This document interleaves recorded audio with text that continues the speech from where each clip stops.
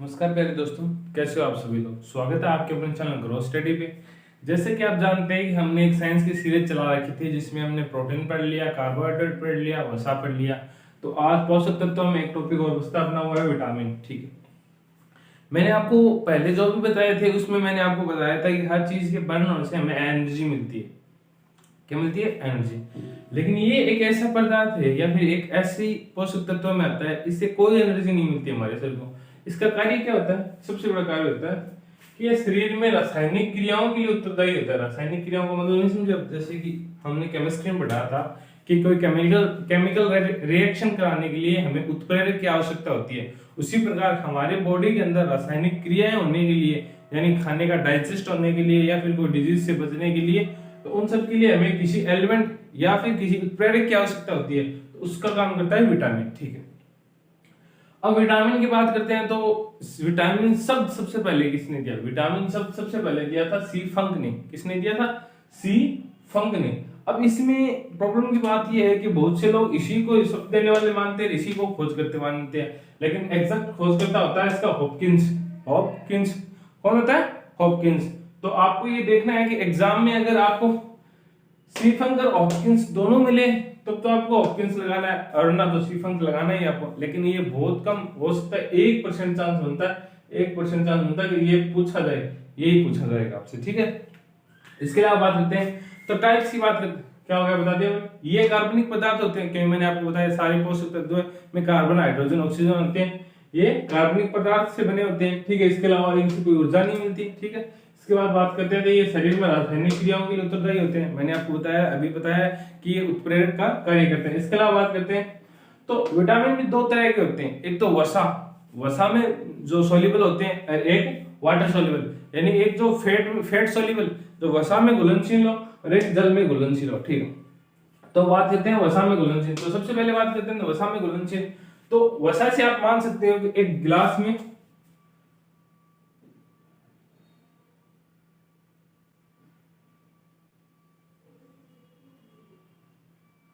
ऐसे ही समझ लो कि वसा में घुलनशील। वसा में अगर हम एक कीड़े को दूध में डाल देंगे तो वो क्या हमें दिखाई देगा?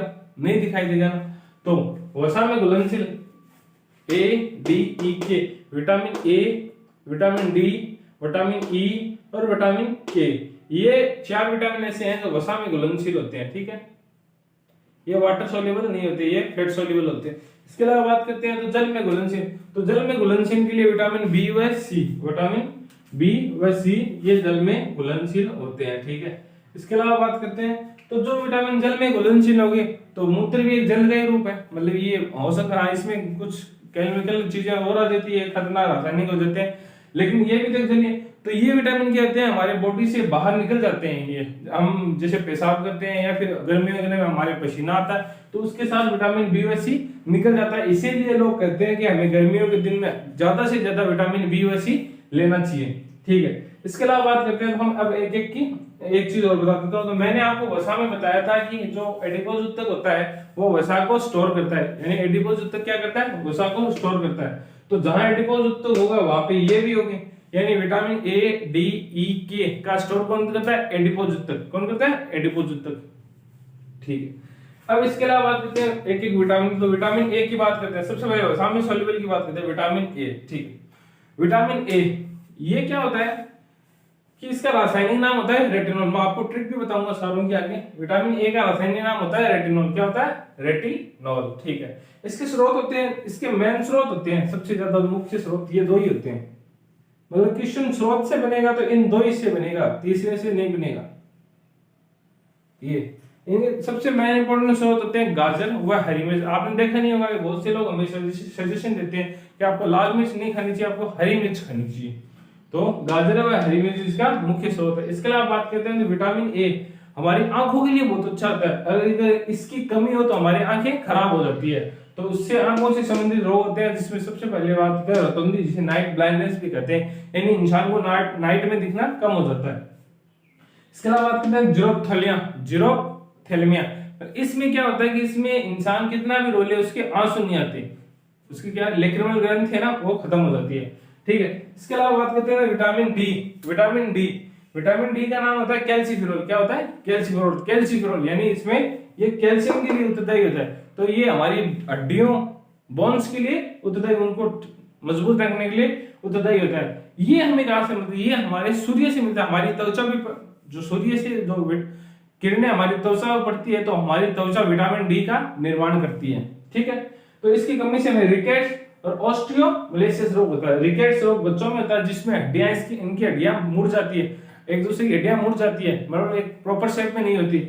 और जो ऑस्टियोमलेसिस ये बुजुर्गों में होता है, इनकी हड्डियां चिटकनी स्टार्ट हो जाती है, मतलब इनके ऊपर कैल्शियम की कमी हो जाती है। ठीक है, इसके अलावा बात करते हैं विटामिन के। विटामिन के का रासायनिक नाम है फिलोक्विनोन। क्या कहते हैं? फिलोक्विनोन। ठीक है, इसकी कमी से क्या होता है कि जब हमारे कहीं पे कट लग जाए, मामूली सा कट लग जाए, तो क्या होता है कुछ देर बाद हमारे रक्त का वहां पे थक्का बन जाता है जिससे खून नहीं आता। लेकिन इस विटामिन की कमी होने से वो रक्त का थक्का नहीं बनता और ब्लड एक रेगुलर शेप में बहने लगता, मतलब हमारी बॉडी से ब्लड निकलने लगता है, उस पर कोई भी रोग नहीं लगती। ठीक है, इसके अलावा रासायनिक नाम होता है इसका फिलोक्विनोन। ठीक है, इसके अलावा बात करते हैं विटामिन ई। विटामिन ई का नाम होता है टोकोफिरोल। क्या होता है? टोकोफिरोल। क्या होता है? टोकोफिरोल।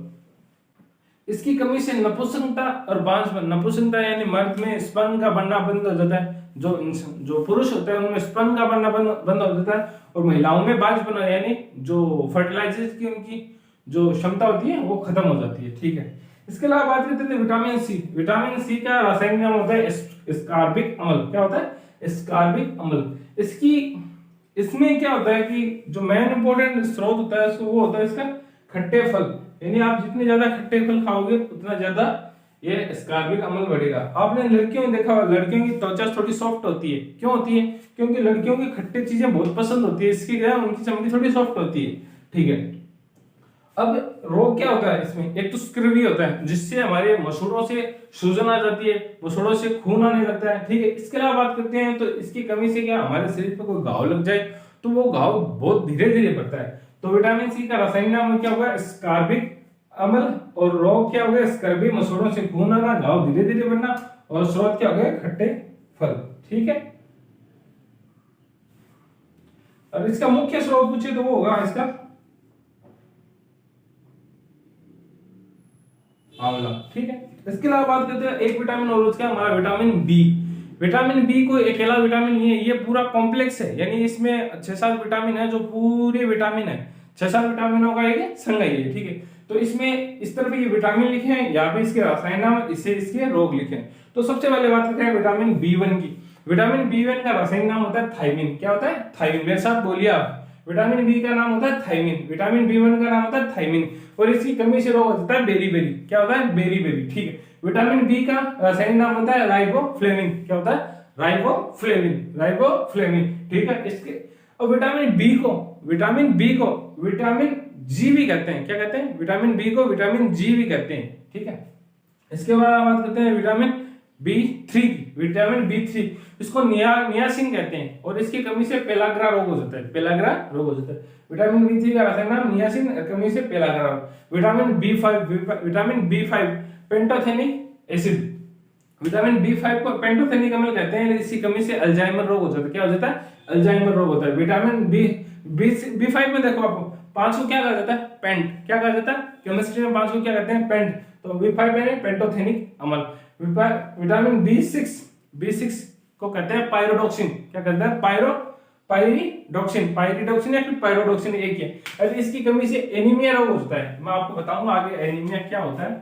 ठीक है, विटामिन बी6 की कमी क्या होता है? इसका रासायनिक नाम पायरिडॉक्सिन, और कमी से रोग होता है एनीमिया। ठीक है, विटामिन बी7 को कहा जाता है बायोटिन। क्या कहा जाता है? बायोटिन। क्या कहा जाता है? बायोटिन। ठीक है, इसकी कमी से बाल झड़ना और सफेद होने के रोग होते हैं। जैसे क्या होता है कि हमारे आजकल बच्चों में, छोटे छोटे बच्चों में बाल सफेद होने लगते हैं, बाल झड़ने लगते हैं, तो वो सब विटामिन बी की कमी से होता है, और इसे विटामिन एच भी कहते हैं। क्यों? बालों से संबंधित है इसलिए इसको विटामिन एच कहते हैं। ठीक है, इसके अलावा आते हैं विटामिन बी9 को फोलिक अम्ल कहते हैं। क्या कहते हैं? फोलिक अम्ल। ठीक है, इसके अलावा बात करते हैं विटामिन बी12 को कहते हैं साइनोकोबालामिन। कोबालामिन का मतलब क्या होगा? इसमें कोबाल्ट पाया जाता है। हमारी चॉकलेट नहीं होती कि उसमें भी कोबाल्ट पाया जाता है, यानी चॉकलेट में विटामिन बी12 होता है, जो लड़कियों के लिए बहुत अच्छा होता है। इससे उनकी फर्टिलाइजेशन यानी जनन क्षमता अच्छी होती है। ठीक है, तो मैंने आपको बता दिया। इसके अलावा बात करते हैं, मैंने एक विटामिन रह गया था, विटामिन ई को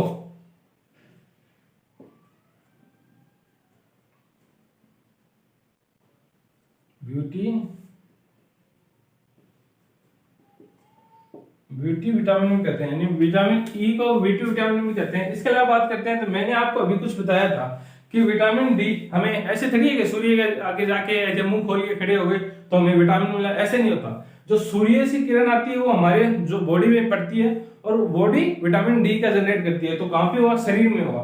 तो विटामिन ए व डी, तो क्या हुआ?